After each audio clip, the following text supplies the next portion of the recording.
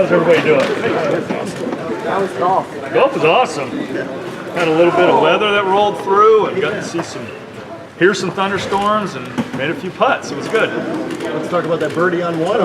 Yeah, we got off to a good start. It was kind of downhill from there, but yeah, it was nice to get out with a birdie early. It was great.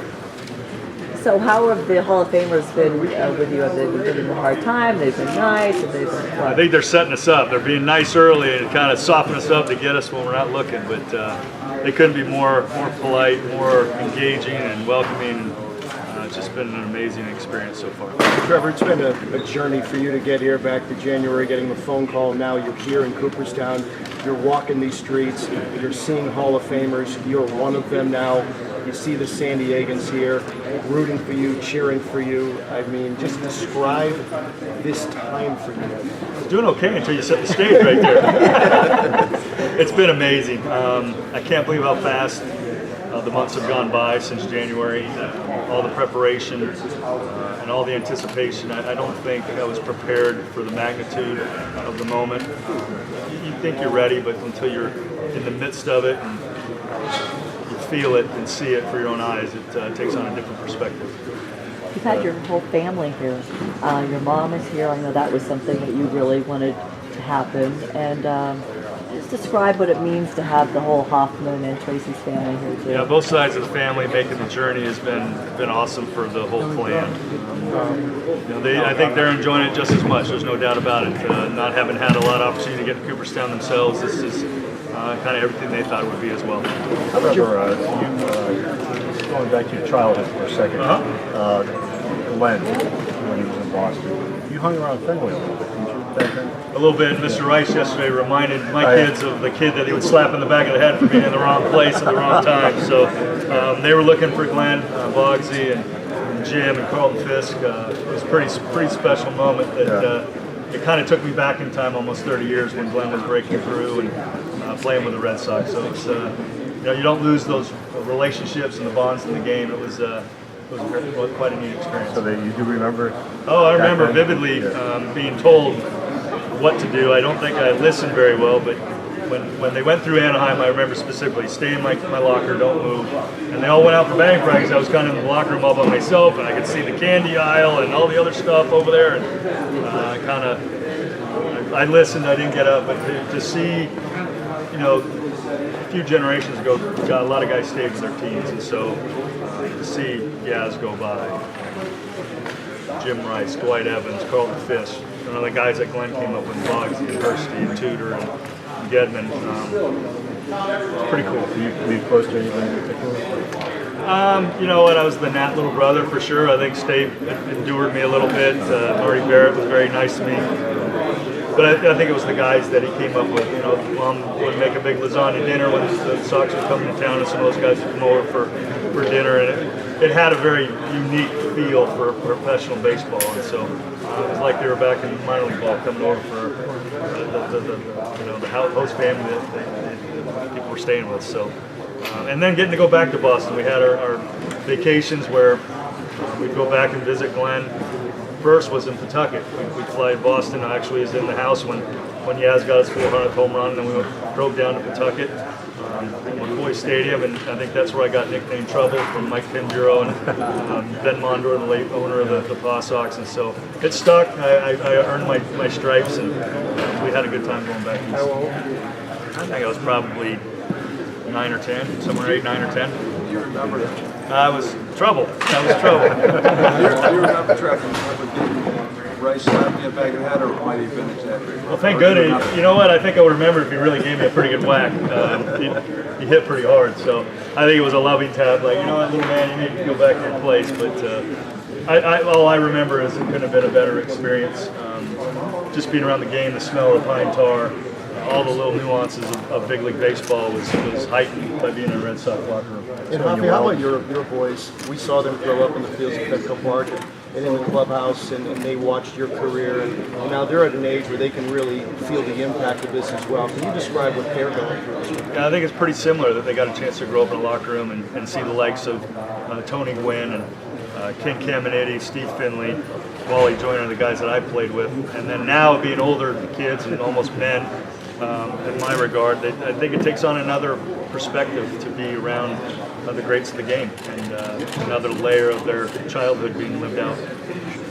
Trevor, earlier this week, Danny Smith discussed, that you were the centerpiece of a very unpopular trade at the time. It was difficult for you in San Diego, but he felt bad for you.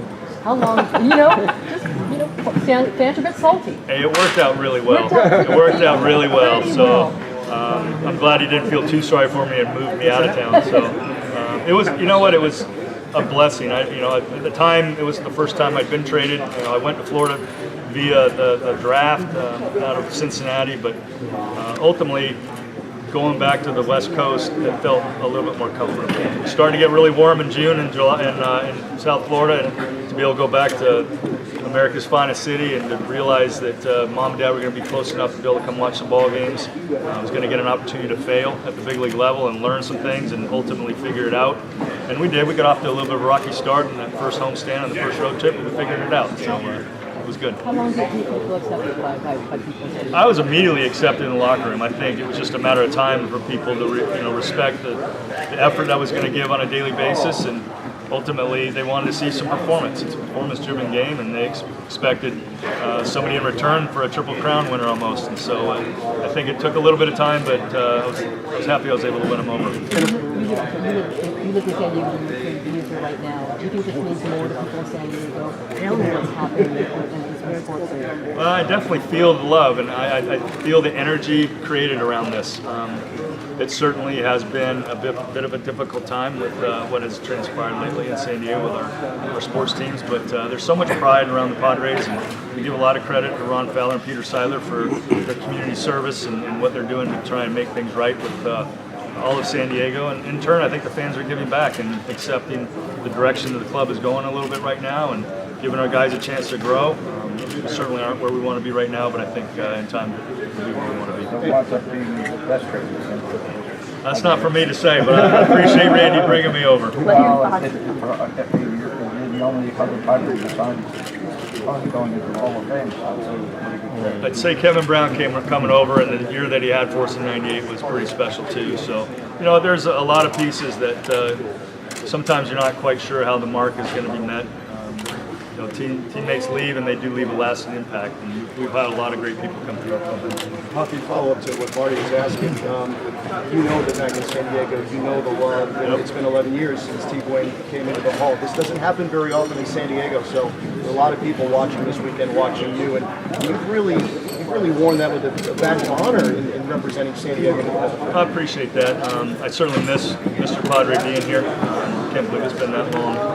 But I know that at Petco Park, they'll be watching tomorrow afternoon before their game gets started against the D-backs. And it's a welcome honor to be able to say I'm from San Diego.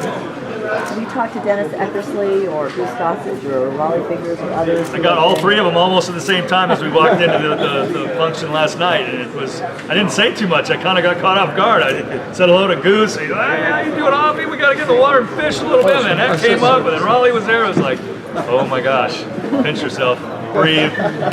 But you're in this small group of relief pitchers. Yeah,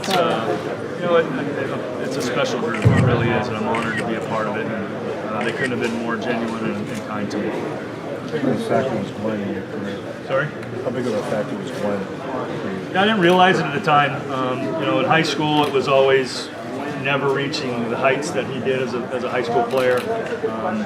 Immediately going into pro baseball, I was kind of pissed because they took my big brother away. And then once I got into pro baseball myself, I realized how much it takes to survive and to be successful at this level. And so along the way, he had a lot of fun things to talk about, and he'd always pick the right moment to have that conversation to kind of talk you off the ledge or give you encouragement or give you his blessing. And so I'm fortunate that I had a big brother that kind of went through a lot of the things that I was going through 10 years in front of me. So I learned a lot from my older brother and my parents as well, but to have a big brother that was a big leaguer helped a lot. Trevor, last week Chipper said he thought he had a better walk-off song than you did, but he had You know what? Paul Bird asked me that question on camera yesterday, and I said no chance. Hell's Bells was way better, and it wasn't a very diplomatic answer because it was going back to an Atlanta station. So I'm sure all of Atlanta hates me right now. They're all Aussie fans, and Crazy Train is a great song, but in the ninth inning we have to play Hell's Bells. Are you ready for the speech? Absolutely. No, we just got a chance to tour the stage, and again, it's just one layer of uncovering what you don't know. It's kind of the unknown, but I'm pretty comfortable with what that message is going to be. I'm looking forward to delivering it. What does it mean? There's so many people here from San Diego, and you guys are the city away. Streets captive. It means a ton. I can't begin to tell you how honored I am by that showing of support and community pride by people. I mean, we're not close. I mean, 2,500 miles is a pretty good journey, but it kind of goes to show you the sport fan that we have, baseball fan that we have in San Diego, that they're willing to make that pilgrimage here and take in baseball and soak in baseball and let the East Coast know the West Coast has some pretty good fans. How many estimate of how many people are coming? They're guessing in the 50 range, so it's not going to be quite as big as. Yeah, I don't know that one. No. We've talked to a lot of people that we've been here a few days, and some are coming because they've watched it. One family, their little boy, he didn't watch you, but the parents did, and now they've taught him about you. People like that who are really sharing this as a family thing, not just celebrate Trevor, but what you stand for as well. I appreciate that, and it's part of the role that we play as professional athletes. So, and I'm honored by that. But it's neat when you have an opportunity to play in a place for 15, 16 years. Tony playing his whole career for 20. That happens. You have generational allure to some of your fan base, and so to be able to have that created in our city and our fan base is something that I pride myself on. Poppy, how about Bruce Bochy taking the time to come here and seeing you? How important is that? Found out about that 2 days ago. It was posted, and I think it goes to show the dignity and just the type of class that Boch has.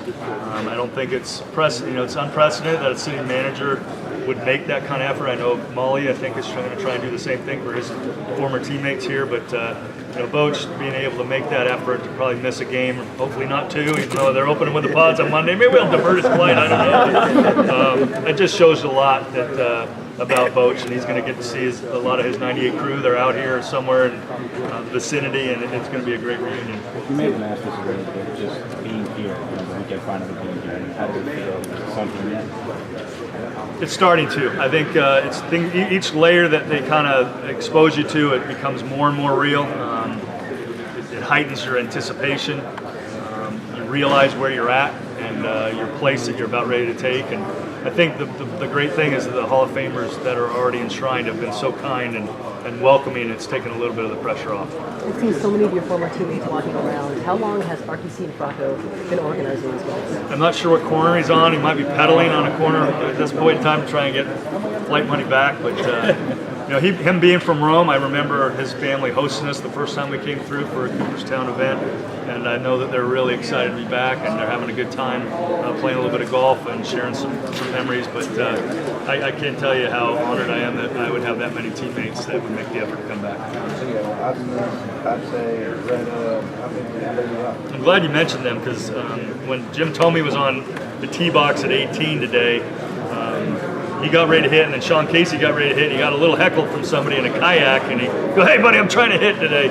And he hit a nice shot, and then as he turns around, he sees this guy swimming towards the tee box at 18, and it ended up being Mark Loretta. So I don't know if it gets out on social media a little bit later, but Lowe says Navy SEALs here to protect you guys, and climbed up on and got a chance to say hi to the guys. So those guys were out on a pontoon boat today, having a blast, and it's great to have them here too. Who else you got? Oh, it's too many to name, but the 98 guys, but you mentioned Kotz and Lowe and Brad and their wives, they all made the trip out. Glenn Doche is here, numerous people, a lot of family, so it's gonna be quite the celebration. Special pros and the cons about being the face of the franchise, especially following It's been an honor to wear that now. I think it's time to pass the baton on to the next generation of player that we have in San Diego. Who that is, I think it's waiting for them to take. But I had a great teacher in Tony to watch how he went about business and how he handled the media and how he embraced it and kept tabs on what was always said. I enjoyed watching Tony hold court at Qualcomm, to be honest with you, when he would listen to the afternoon shows coming in, and he couldn't wait for a few people to come to the yard so he could have a conversation about what he heard. But he was always on top of things. He was impeccable to detail of a professional athlete I've been around, and genuine. I think he'd give you a little bit of a ribbing, but then he'd embrace you and let you in. And I learned a lot from Tony. It's hardly a burning question, but who had the better walk-up intro song, you or Chipper? Yeah, it's been asked a lot. I didn't know that we were competing. The hitter-pitcher thing, I didn't know. I mean, I didn't really like hearing Crazy Train. If I was out there, kind of gave me some kind of chills in a different way. But you know, he obviously embraced it. He did some great things. I think the fans of Atlanta enjoyed it, and sometimes that's part of the connection that you can make with your fan base. About That's like where some you of the took us people. separation. I mean, with you and Mariano. I mean, you're always in the West Coast, and East Coast bias, of course. Jimmy came in games, people were asleep outings. It's nice now for people to come, okay, this is who Trevor Hoffman is. I might introduce myself tomorrow so everybody knows who I am. Because you're right, 2/3 of the country's asleep. I have a boy that goes to school on the East Coast, and I was trying to watch a ball game on one of our games on the East Coast, and I got to the 4th inning and I was dying, so I went to bed. I felt bad for Brad, so. But it's a fact of just geographic situation where we're at. And, you know, sometimes that's a good thing to lie in the weeds, and people don't even get the box score the next day, so they don't even know if I had a bad game or a good game. So it worked out okay for me. Thank goodness there wasn't a lot of social media. I don't think I'd have been very good with it. So you know, it was where I wanted to be. You know, I couldn't have asked for a better place to play for the bulk of my career, and I've been embraced after getting through the first couple months after the trade. There's a connection there. Being a member of the community in San Diego, it's been I've lived a blessed life. When you meet Mariano,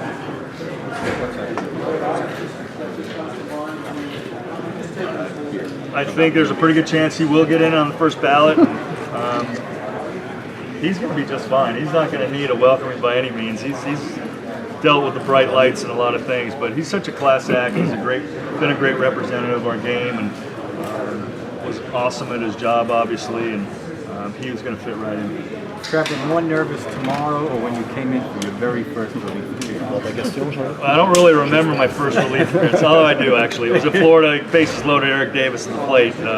But I actually feel pretty calm. I mean, once you get in the moment up there, you're going to want to deliver with emotion and with purpose and do people right. I've kept getting memories of your past confrontation against, I don't know, Tony, Vladdy, or Chipper Jones. What do you keep in memories facing those guys?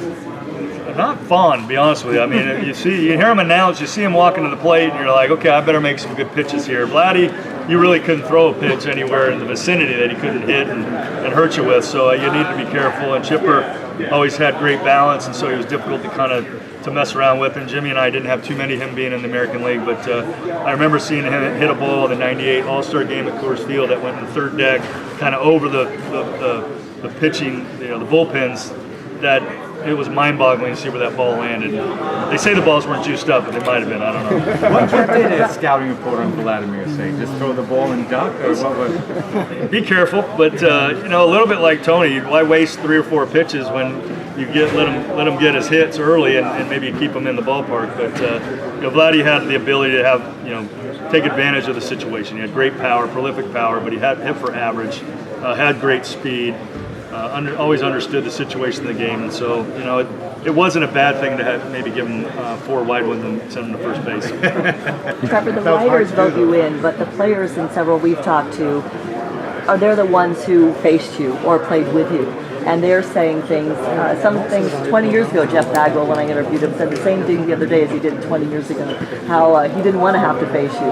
What's it mean to hear your peers that you have played with recognize your value to the game? Yeah, it's a pretty cool deal. I remember more things like the interactions that you might have outside of the game. I remember a story with Jeff going into the Houston Astrodome and playing for the first couple times and not pitching for a couple days and needing to get a lift in, and so our strength and conditioning coordinator asked, like, oh, you want to get your lift in? I go, sure. I go in, I open up the door, and there's Baggy and Cammy lifting, and it was like, oh crap, I probably shouldn't be in here. And I got the stink eye from Cammy. Baggy didn't say much of anything. I didn't get in the next night. Let's get the lower half in. The guy said, I go, all right, maybe they're gone. I walk in, and Cammy still gave me the stink eye, and Baggy went, all right, came back for a little bit more. I'll give him a little bit of credit. He said, you're welcome to lift in here. So those type of things are pretty special.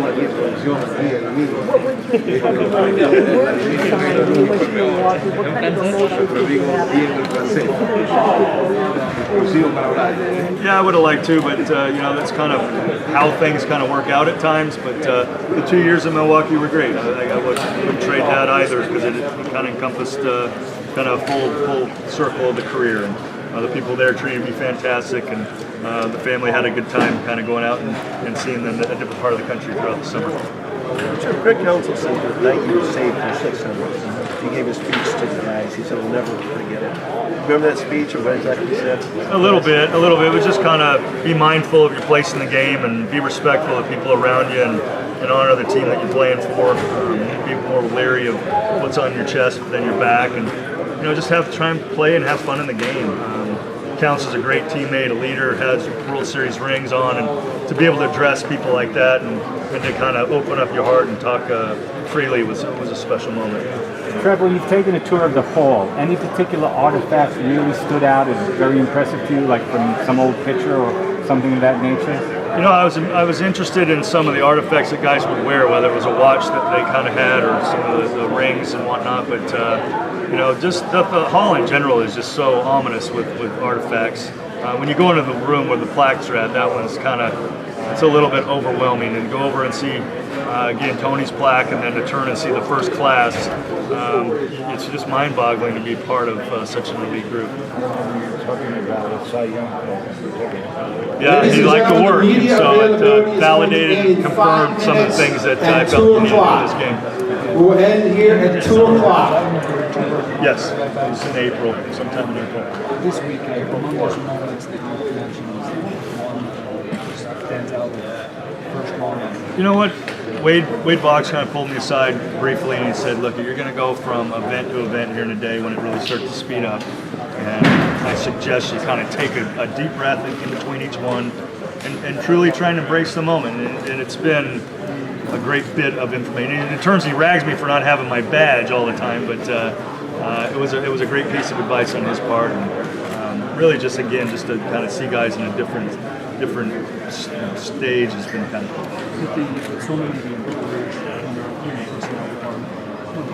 That was awesome. Not only at home in San Diego before I left for the press conference, but yes, when we had a chance to visit the hall, we had a moment in a room where all the staff came out and we had some cake, and just to kind of get to meet one another and kind of put a face to the name for them, and they couldn't have been more welcoming. So everything's been off the charts.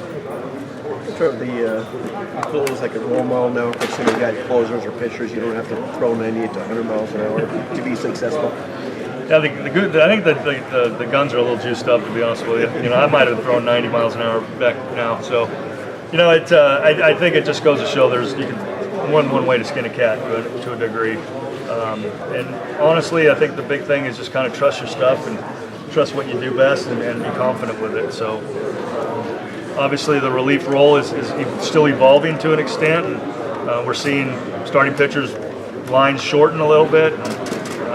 It's becoming a different ball game. So hopefully it doesn't change too much. Well, you have said that Butch wanted you to start a game, you start winning. I had to check his coffee to see if he was all right, and reintroduce myself. Hey, Coach, I'm your closer. I don't do real well to start a game. I think Coach was comfortable with the dynamic. I think he did a nice job of always empowering not just myself, but all the guys down there, having an idea of what workload they were under, and they felt appreciated. They felt a part of the team, and then really he had a long leash with his starters. He wanted to see those guys go along and encourage them. Don't let those guys come in and clean up after you. And so he handled the bullpen and the pitching staff really, really well. Did Goose say anything to you yet about making? No, he's been pretty kind in that regard. I'm sure I'll hear something on Sunday. I might even hear it tomorrow on the stage, like, "Oh, you're 2 innings guys can do this." We'll see.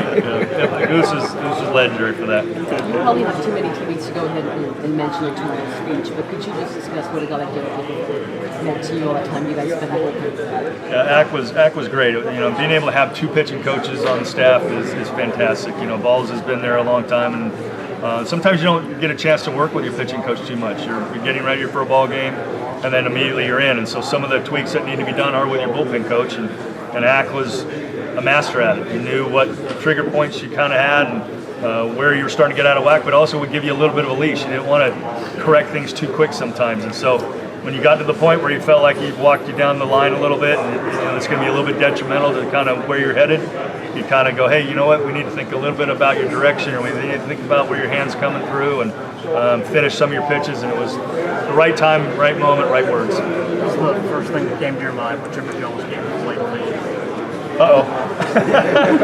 I don't like a song. No. I knew I needed to be on my game. Chipper had, he's a much bigger person than you realize. He stands 6'3", 6'4", and he's every bit of 215, 220. He's a strong cat. He had a lot of plate coverage, and he could get to a lot of things. And so, again, you needed to make your pitches. You wanted to get ahead a little bit early. It's not like you didn't mind hitting the 2 strikes, but you definitely didn't do yourself any favor pitching behind the count with him. What was your game plan to get him out? Hopefully he got himself out. Get the ball out over the plate early, and he could roll it over to the second baseman, and perfect. You mentioned his song, Hells Bells. You know what? I think it was a collaboration of a lot of folks in San Diego, our entertainment division. I give Chip Powers a little bit of credit for being a part of it. I think Eric Myers here was part of that conversation. Ultimately, Dr. Charles Steinberg probably had a little bit to do with it, in the sense that we're dealing with the Major League Baseball movie, and Wild Thing was coming. Was part of it with Charlie Sheen, and I think they realized, hey, there's an opportunity here to market something. So I think I came out to the Fabulous Thunderbirds or something, wrap it up. It wasn't really exciting our crowd. Came out to a few other things after that, and then Hell's Bells was introduced in '98 and a pretty good run, and that really took off from there. Never did hear that song now. What did you feel? Or like I get chills, but now I can listen to it in public. When I was playing and I was driving into the park and it came on, there's no chance I was going to let somebody hear me in the car listen to Hell's Bells driving to the yard. It would have been no good, let alone a teammate. So now I think I can get away with it a little bit, and we all have fun with it. But Tell them the ACDC story.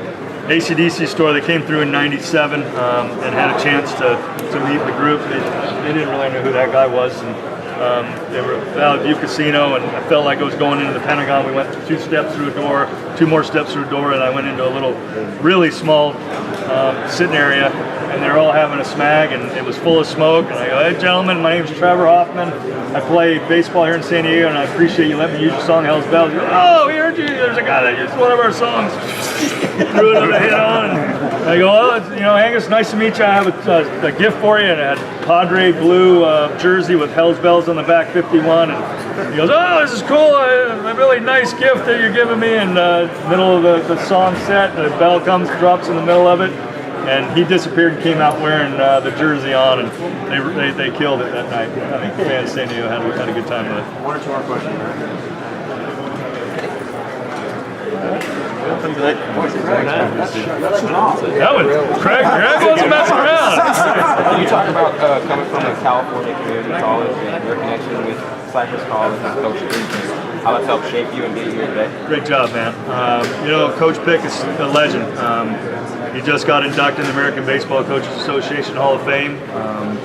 He was instrumental in my growth as a baseball player and a person, a family friend. And then he's gone to the East Coast and has had such great dominant efforts at YD with the Red Sox. And I think he's won it 3 of the last 4 years. He's 20 years of great success. Certainly instrumental in my career. But if I didn't have the community college to go to out of high school, I wasn't very big when I graduated, so it was a great opportunity to continue playing. It allowed me to go to the University of Arizona after that. So I can't say enough great things about Cypress Junior College and Coach Scott Fickler.